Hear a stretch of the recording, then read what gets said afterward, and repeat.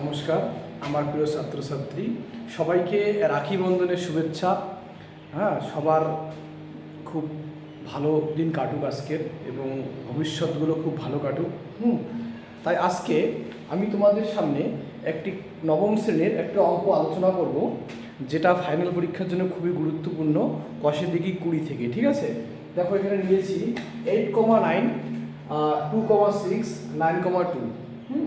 এবার এখানে দেখো এটা x1, এটা y1, এটা x2, এটা y2, এটা x3, এটা y3। ত্রিভুজের ক্ষেত্রফল, আমি ত্রিভুজের ক্ষেত্রফল সূত্র লিখে নিয়েছি, এই সূত্রটা তোমাদের মুখস্থ করতে হবে, ঠিক আছে। দেখো এখানে 1/2 মড, এখানে দেখো x1, তাহলে x1 কত 8, তাহলে এখানে 8।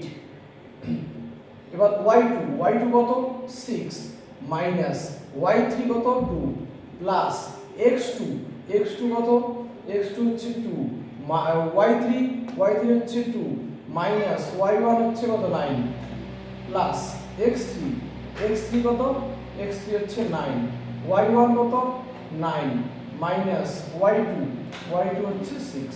বুঝা গেল? আমরা জাস্ট করে দেখে মানগুলো বসিয়ে ফেললাম, ঠিক আছে। এবার দেখো কি করব,